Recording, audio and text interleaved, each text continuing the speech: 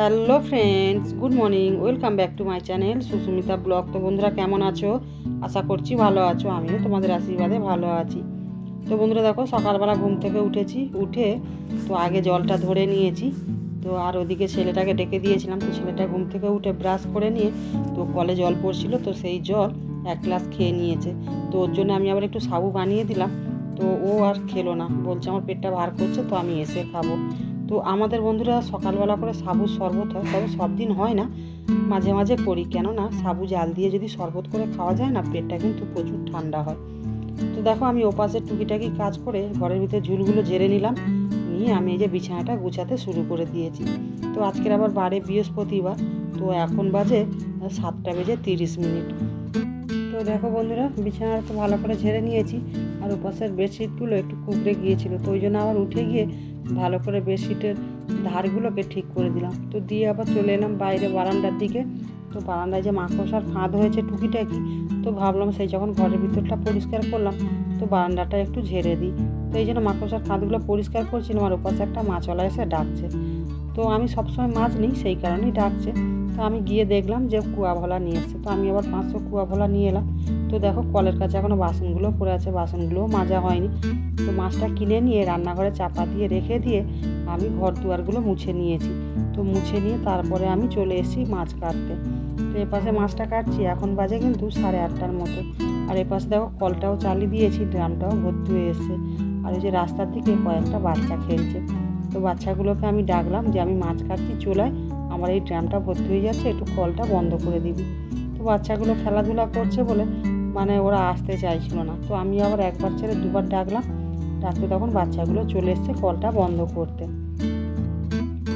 তারপরে আমি মাছটা কেটে নিয়ে স্নান করতে চলে গেলাম। তো স্নান করে পুজো সেরে নিয়ে চলে এসেছি রান্নার দিকে। তো ভাতটা তো হয়ে গেছে, আর এই পাশে মাছটা ভাজা করে মাছের ঝালটা করে নিয়েছি, নিয়ে যে ফুলকপি আলু ভাজা চাপিয়ে দিয়েছি। তো আজকের মাছের তেল ঝাল আর ফুলকপি আলু ভাজা। তো দুপুরে খাওয়ার ভিডিওটা আর বানাইনি, তো একটু শুয়ে পড়েছিলাম। তো আমি এই ঘরের মেঝে শুয়েছিলাম, আর আমার ছেলেটা খাটে শুয়েছিল। তারপর আমি এই যে বিকেলবেলা বাইরে বেরোলাম। তো বেরিয়ে স্ট্যান্ডটা শুকিয়ে গেছে, তুলে নিলাম। আর ওপাশে ছেলেটা স্নান করে জামা প্যান্টগুলো ধুয়ে মেলে দিয়েছিল।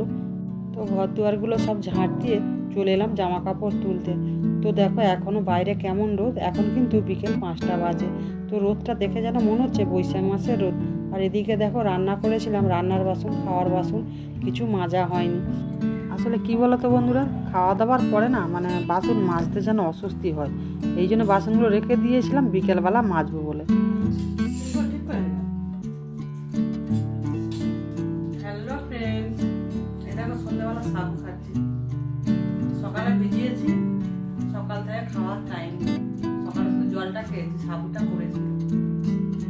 সন্ধ্যাবেলা ভাবছিলাম টিফিন করবো, কিন্তু একটু খাচ্ছি। সন্ধ্যাবেলা টিফিন করিনি, ভাবলাম সাবুটা ভিজানো আছে, খেয়ে আবার আগের দিন একটু বাপের বাড়িতে যাবো, আর্জেন্ট কাজ আছে।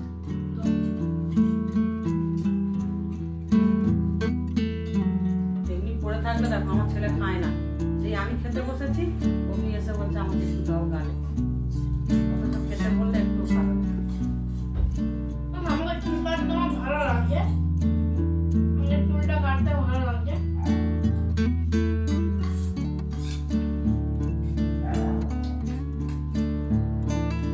আমার ছেলে চুলের প্রতি প্রচুর মায়া, আমার বড় ছেলেরও ছিল। ওটা চুল কাটবে না, যত বড় হোক চুল কাটবে, জোর করে ধরে ধরে চুল কাটবে, জানতো বন্ধুরা।